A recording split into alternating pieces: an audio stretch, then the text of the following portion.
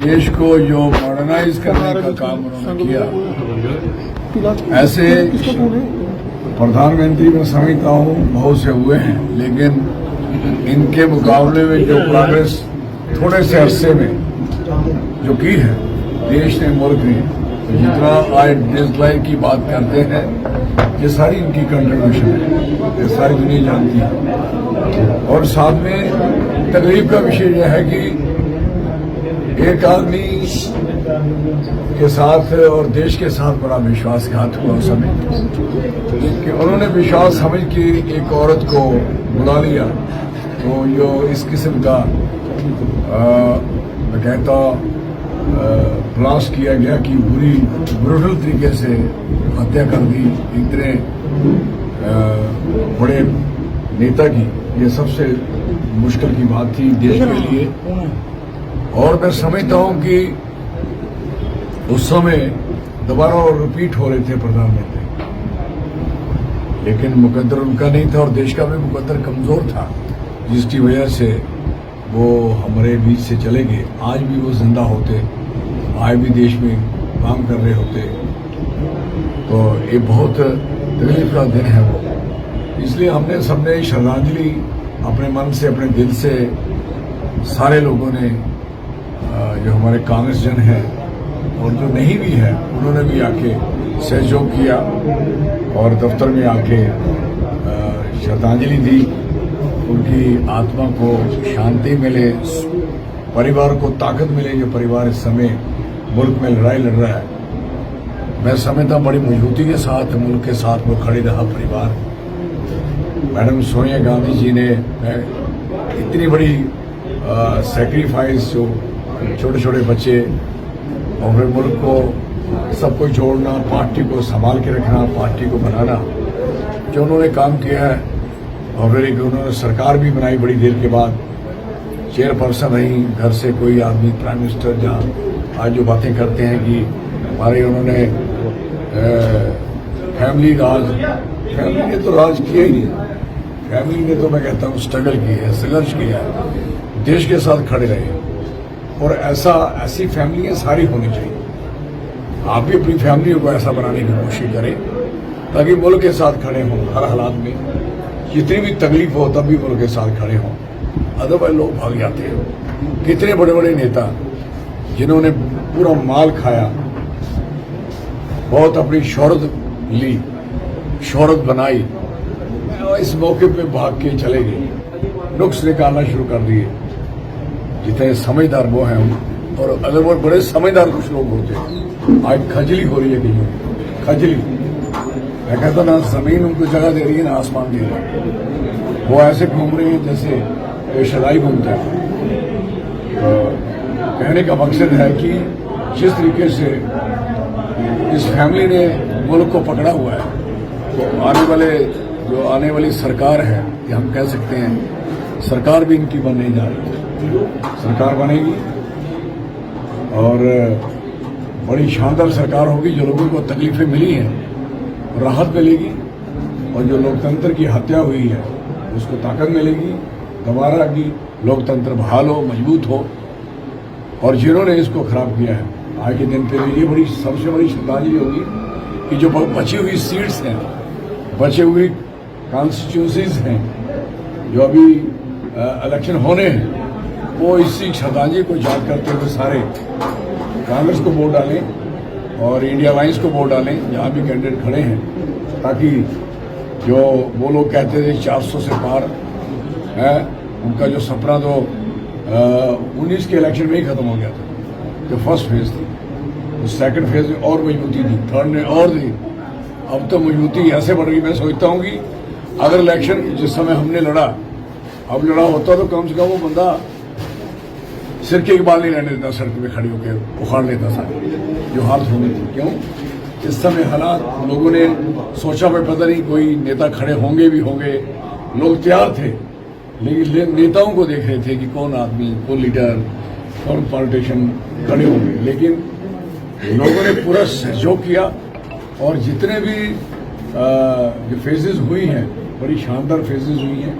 और मुझे लगता है कि आखिरी जो फेज मोदी साहब ने अपने लिए रखी है, ऐसा ना हो जाए कि उनकी अपनी सीट न हार जाए। सर क्या लगता है कि सर क्या देखते हैं कि जम्मू में जो फैसला मतलब कि लोग जो है रिजल्ट आएगा, तो आपको क्या लगता है कि इंडिया अलायंस की जो है सरकार वो बनने जा रही है सेंटर में?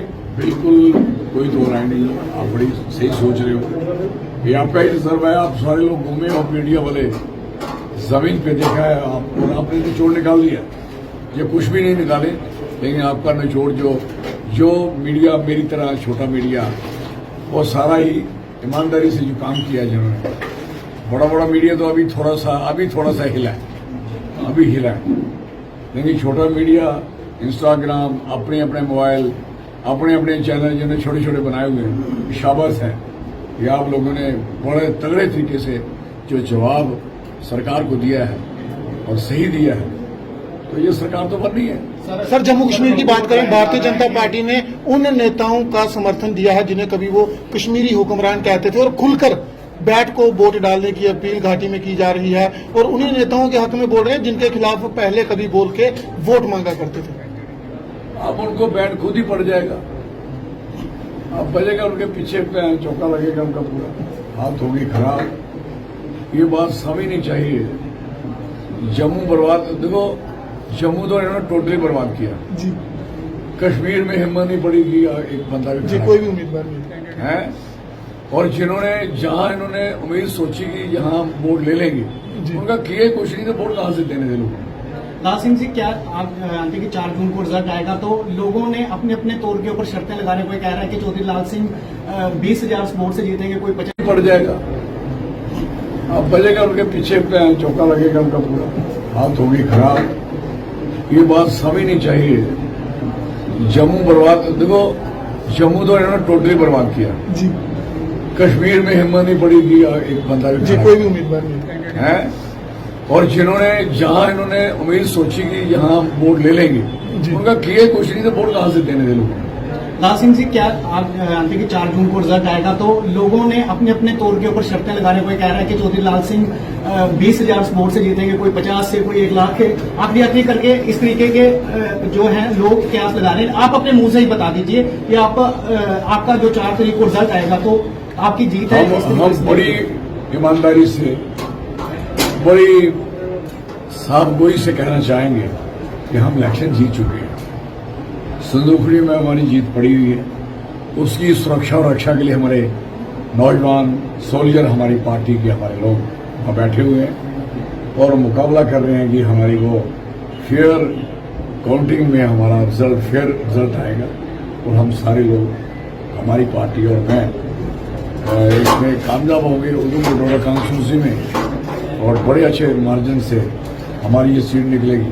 पहले तो जिन्होंने 4 लाख वोट से कहते हैं जीते हैं, 4 लाख से जीते हैं, कितने जीते? 3 लाख। 4 लाख से पहले तो मुझे 3 लाख खत्म करना था। 3 लाख जो उन्होंने जीता हुआ है, तो आप हिसाब करो कि सारा कुछ खत्म करके मैं जीता, तो मेरे 5 से 6 7 लाख से जीते। कभी काउंटिंग करो ना, जब कांग्रेस का वोट 4 लाख वोट से वो पीछे थे 3 लाख से, अब जब हम जीतेंगे तो पहले तो 3 लाख वोट भी जमा करो, वो करो, हम कितने में जीते। वो जो जितना कह रहे थे वो हमारे लिए कह रहे थे कि हम इतने वोट से वो कह रहे थे हम इतने वोट से जीतेंगे, वो मेरे लिए कह रहे थे। धोखा लग गया था। सर लद्दाख में भी पोलिंग हुई है, क्या देखते हैं? 6th शेड्यूल की मांग, स्टेटहुड और जॉब, कितना फर्क पड़ेगा? उनको मिलनी चाहिए शीर्ष, और हम भी चाहते हैं कि जम्मू को भी 371 मिलनी चाहिए, हमारी स्टेट रिस्टोर होनी चाहिए, और लद्दाख का जो अधिकार है उसको मिलना चाहिए, और जम्मू के लोगों का जो बेरोजगारी है, कारोबार छूटा हाथ से, सबको मिलना चाहिए। यूथ का मैं बहुत थैंक यू करना चाहता हूँ। यंग जनरेशन ने बड़े अच्छे ढंग से और बड़ी ईमानदारी से हमारा सहयोग किया। जितना यूथ, मैं कहता हूँ कि 100 नौजवान में से 95-98 बच्चों ने वोट डाले, तो ये सबसे बड़ी, जब यंग बच्चा वोट डालता है तो एक समझदार है, अवेकन है, मुश्किल समझता है, फ्यूचर को समझता है, तो उसके फ्यूचर के लिए मैं पूरा वादा करता हूं कि हम उसके लिए पूरा सहयोग करेंगे। लड़ाई सड़कों पे भी लड़ने पड़ेगी, लड़ेंगे, पार्लियामेंट में लड़ने पड़ेगी, लड़ेंगे, सरकार बनेगी तो आराम से होगी, नहीं बनेगी तो हम ऐसी तैसी करके कर देंगे। और इस देश को जो मॉडर्नाइज करने का काम उन्होंने किया, ऐसे प्रधानमंत्री मैं समझता हूँ बहुत से हुए हैं, लेकिन इनके मुकाबले में जो प्रोग्रेस थोड़े से अरसे में जो की है देश ने, मुल्क ने, तो जितना आज डिजिटलाइन की बात करते हैं, ये सारी इनकी कंट्रीब्यूशन है, ये सारी दुनिया जानती है।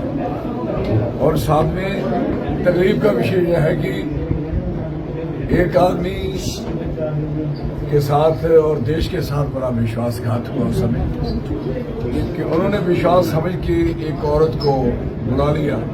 तो जो इस किस्म का मैं कहता ब्लास्ट किया गया कि बुरी ब्रूटल तरीके से हत्या कर दी इतने बड़े नेता की, ये सबसे मुश्किल की बात थी देश के लिए। और मैं समझता हूं कि उस समय दोबारा और रिपीट हो रहे थे प्रधानमंत्री, लेकिन मुकद्दर उनका नहीं था और देश का भी मुकद्दर कमजोर था, जिसकी वजह से वो हमारे बीच से चले गए। आज भी वो जिंदा होते, आज भी देश में काम कर रहे होते, तो ये बहुत तकलीफ का दिन है वो। इसलिए हमने सबने श्रद्धांजलि अपने मन से, अपने दिल से, सारे लोगों ने, जो हमारे कांग्रेस जन हैं और जो नहीं भी है, उन्होंने भी आके सहयोग किया और दफ्तर में आके श्रद्धांजलि दी। उनकी आत्मा को शांति मिले, परिवार को ताकत मिले, जो परिवार इस समय मुल्क में लड़ाई लड़ रहा है। मैं समझता बड़ी मजबूती के साथ मुल्क के साथ वो खड़ी रहा परिवार। मैडम सोनिया गांधी जी ने इतनी बड़ी सैक्रिफाइस, जो छोटे छोटे बच्चे और फिर मुल्क को सबको जोड़ना, पार्टी को संभाल के रखना, पार्टी को बनाना, जो उन्होंने काम किया है। और फिर एक उन्होंने सरकार भी बनाई बड़ी देर के बाद, चेयरपर्सन रही, घर से कोई आदमी प्राइम मिनिस्टर, जहाँ आज जो बातें करते हैं कि हमारे उन्होंने फैमिली ने तो राज किया ही नहीं। फैमिली ने तो मैं कहता हूँ स्ट्रगल की है, संघर्ष किया है, देश के साथ खड़े रहे। और ऐसी फैमिलियाँ सारी होनी चाहिए। आप भी अपनी फैमिली को ऐसा बनाने की कोशिश करें ताकि मुल्क के साथ खड़े हों हर हालात में, जितनी भी तकलीफ हो तब भी मुल्क के साथ खड़े हों। अदरवाइज लोग भाग जाते हैं। कितने बड़े बड़े नेता जिन्होंने पूरा माल खाया, बहुत अपनी शोहरत ली, शोहरत बनाई, इस मौके पे भाग के चले गए और नुक्स निकालना शुरू कर दिए। जितने समझदार वो हैं, और अगर वो बड़े समझदार कुछ लोग होते, आज खजली हो रही है कहीं, खजली। मैं कहता ना जमीन उनको जगह दे रही है, ना आसमान दे रही है। वो ऐसे घूम रहे हैं जैसे शराई घूमते हैं। कहने का मकसद है कि जिस तरीके से इस फैमिली ने मुल्क को पकड़ा हुआ है, तो आने वाली सरकार है, ये हम कह सकते हैं सरकार भी इनकी बनने जा रही है। सरकार बनेगी और बड़ी शानदार सरकार होगी। जो लोगों को तकलीफें मिली हैं राहत मिलेगी, और जो लोकतंत्र की हत्या हुई है उसको ताकत मिलेगी दोबारा की लोकतंत्र बहाल हो, मजबूत हो। और जिन्होंने इसको खराब किया है, आज के दिन पे ये बड़ी सबसे बड़ी श्रद्धांजलि होगी कि जो बची हुई सीट्स हैं, बचे हुए कॉन्स्टिट्यूंसीज हैं, जो अभी इलेक्शन होने हैं, वो इसी श्रद्धांजलि को याद करते हुए सारे कांग्रेस को वोट डालें और इंडिया अलायंस को वोट डालें, जहाँ भी कैंडिडेट खड़े हैं, ताकि जो वो लोग कहते थे 400 से पार है, उनका जो सपना तो 19 के इलेक्शन में ही खत्म हो गया था। जो फर्स्ट फेज थी, तो सेकंड फेज में और मजबूती थी, थर्ड में और दी। अब तो मजबूती ऐसे बढ़ गई। मैं सोचता हूँ कि अगर इलेक्शन जिस समय हमने लड़ा, अब लड़ा